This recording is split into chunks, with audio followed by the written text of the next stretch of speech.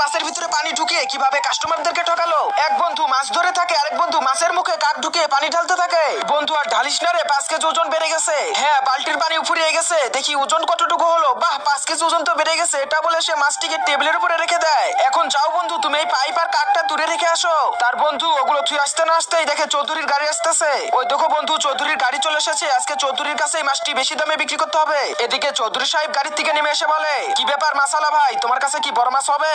আরে চৌধুরী সাহেব, মাছ আছে মানে আপনার জন্য একদম তরতাজা 10 কেজি ওজনের পাঙ্কাশ মাছ রেখেছি আমি। হ্যাঁ, তরতাজা সেটা ঠিক আছে, কিন্তু এত বড় মাছ নিয়ে আমি করবোটা কি? হ্যাঁ সেটাই তো, আপনার কাছে 2-4 কেজি ওজনের মাছ থাকলে সেটা বের করেন। আরে চৌধুরী সাহেব, আপনারা 2-4 কেজি ওজনের মাছ খেয়ে কোনো মজাই পাবেন না, শুধু কাটাই কাটা। আর এই মাছটা শুধু একবার নিয়ে যান, যদি মজা না পান তাহলে আপনাদের কাছ থেকে আমি টাকাই নেব না। আচ্ছা আচ্ছা ঠিক আছে, এবার বলো কত টাকা করে কেজি বেচতেছো? চৌধুরী সাহেব, বেচতেছি তো 1000 টাকা কেজি, বড় পাঙ্কাশ বলে কথা, বেশি দাম হয়ে যায় না? হ্যাঁ, আর আপনাদের এই 2-4 কেজি ওজনের মাছ ওগুলা কত করে কেজি? আরে ওগুলো তো ছোট মাছ, ওগুলো তো আপনাদের সাথে যায় না, আপনাদের সাথে যায় এগুলো মাছ। আর বড় কথা হচ্ছে এই মাছ সবসময় জালে ধরা পড়ে না, আপনাদের ভাগ্যে ছিল বলে আজকে এই মাছটি পাচ্ছেন। হ্যাঁ তাও ঠিক, এত বড় বড় মাছ তো সচলাচল সবসময় ধরা পড়ে না। আচ্ছা ঠিক আছে, তাহলে তুমি ওজন করে এই মাছটাই দাও। আচ্ছা ঠিক আছে, আমার সাথে আসেন, ওজন করে দিচ্ছি। এটা বলে সে দাড়িপাল্লার কাছে নিয়ে আসে। এই যে চৌধুরী সাহেব, মাছ দিলাম, আর এই যে 5 কেজি, আর এই যে 5 কেজি, 10 কেজি, আর এইটুকু আপনার জন্য ফ্রি। এই যে চৌধুরী সাহেব দেখেন, মাছ 10 কেজির উপরে আছে। হ্যাঁ হ্যাঁ ঠিক আছে ঠিক আছে। চৌধুরী সাহেব, আপনারা গাড়িতে গিয়ে বসেন, আমি এখনই মাছ কেটে রেডি করে নিয়ে আসতেছি।